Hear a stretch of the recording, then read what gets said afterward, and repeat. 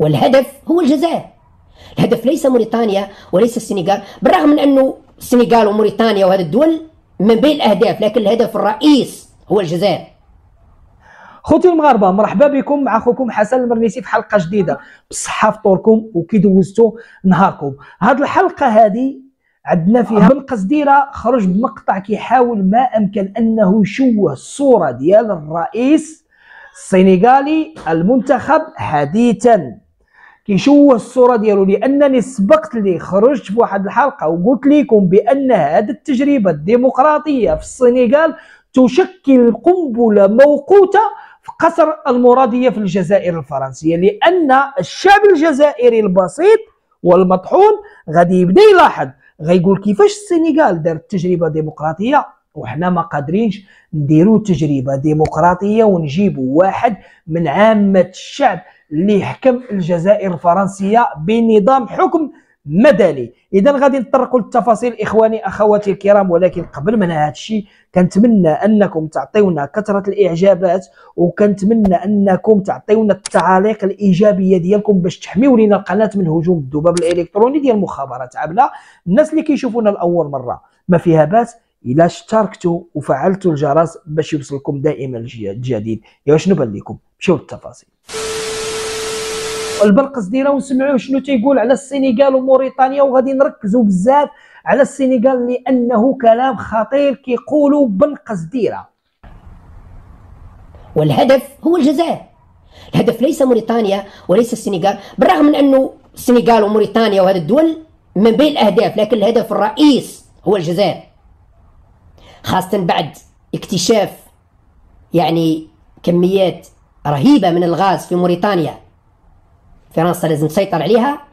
بعد اكتشاف كميات رهيبة من الغاز والبترول في السنغال لازم فرنسا تسيطر عليها، هي وأمريكا يتقاسموا التورتة.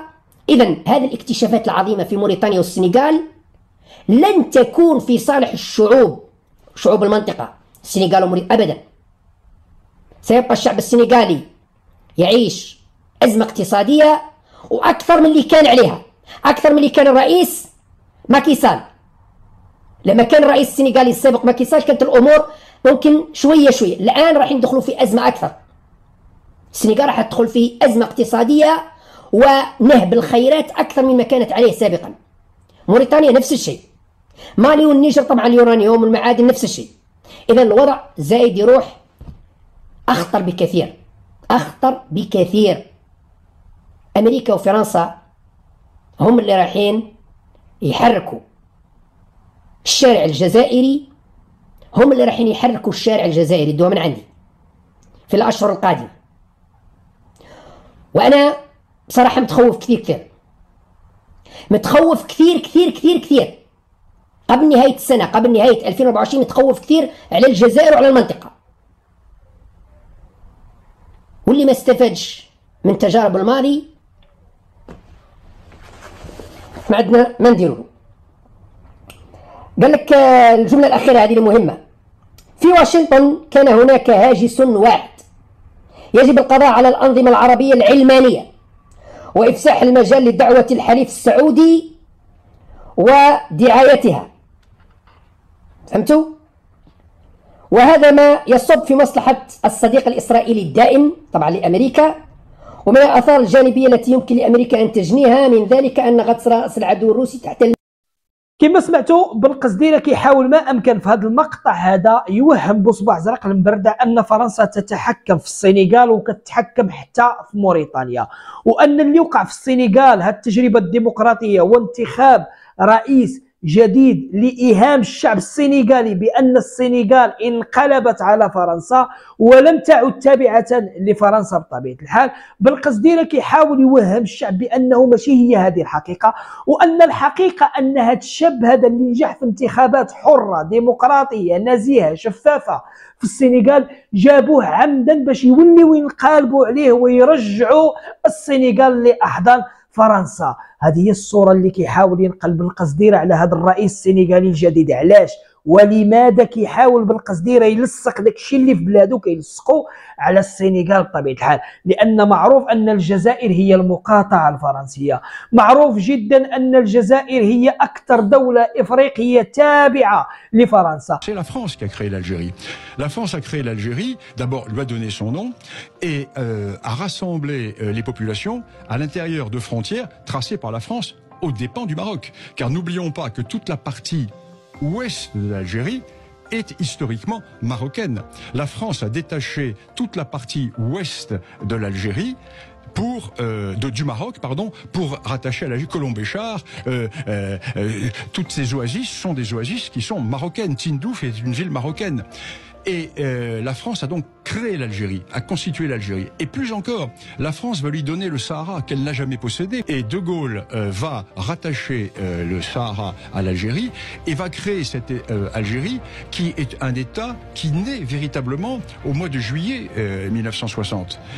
معروف أن اتفاقية إفيان وحق تقرير المصير الذي منحته فرنسا للشعب الجزائري أيام الاستعمار كان مشروط بأن تظل الجزائر دولة متعاونة بالكامل مع فرنسا. هذا الشيء معروف، وباش تزيد تأكد من هذا الشيء غادي نسمعك بن قصديرة المقطع ديال الدكتور فيصل في برنامج الاتجاه المعاكس كيف يتكلم عن الجزائر والأجواء الجزائرية.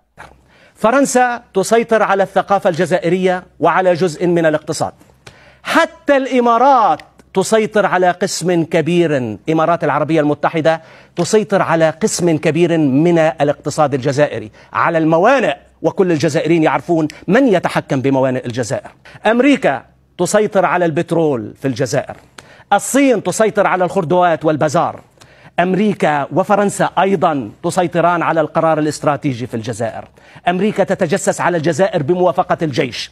فرنسا قصفت مالي عبر الأجواء الجزائرية. الجزائر خارج. الشباب يقول لك الآن طفح الكيل، طفح الكيل، الجزائر يجب أن تعود إلى شعبها. طفح الكيل، يجب أن تخرج من أيدي العصابة، يجب أن تخرج من أيدي كفلاء العصابة في باريس وأمريكا والإمارات الذي باع الجزائر. سمعت منك هذا الكلام، دعني أرد فقط، بس رد لي على نقطة هذه. رد خليل.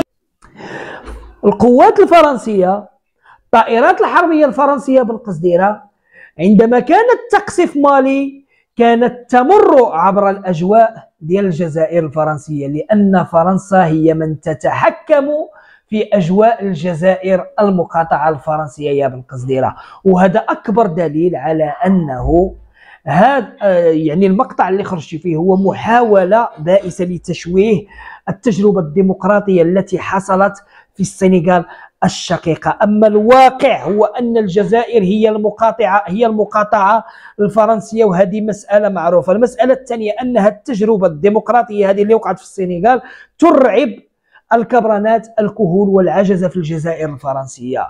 راه اللي وقع أن هذه قنبلة ستنفجر في الكبرانات.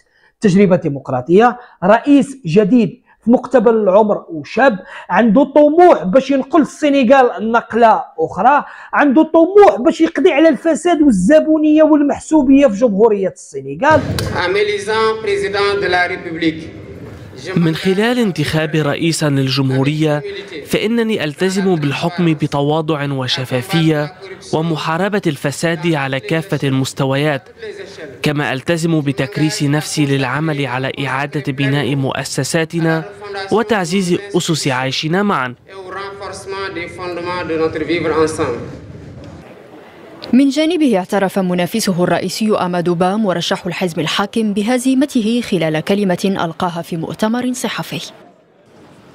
أكرر تهنئتي للرئيس ديوماي فاي وأتمنى له التوفيق والنجاح على رأس بلادنا. أما أنصار فاي فقد اجتاحوا شوارع دكار احتفالا بالنصر، ويأمل كثيرون في أن يجلب فوز فاي الاستقرار بعد سنوات من اضطرابات سياسية غير مسبوقة شهدت احتجاجات دامية ضد الحكومة. لسوء الحظ كان هناك الكثير من الأحداث والتأجيلات من جانب الرئيس، حتى لم يعد الشعب السنغالي صبورا. أخيرا أجريت الانتخابات وبإمكاننا القول إن المرشح المفضل عند الشعب السنغالي فاز، وكلنا سعداء. هذه كلها تعتبر تجربة ديمقراطية وتعتبر مثال لبلدان أخرى شعوبها تعاني من القهر والظلم والاضطهاد من حكم العسكر.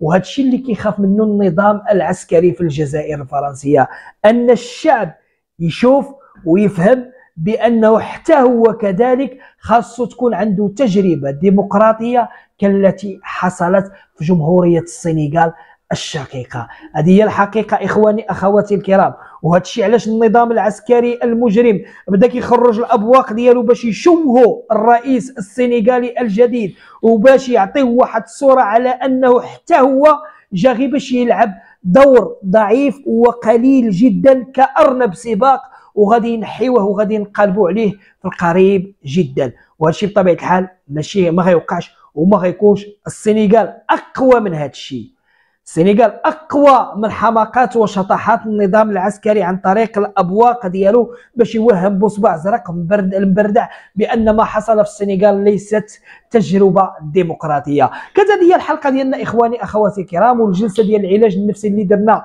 اولا التطاعلجيه، وكان رد على بن قصديره من خلال محاولات تشويه السنغال والرئيس السنغالي الجديد. تحياتي لكم، كنتمنى تبارطاجيو على اوسع نطاق، كنتمنى تعطيونا الاعجابات، اللي مازال ما اشتركش يشترك ويفعل الجرس باش يوصلوا دائما الجديد. مع السلامه.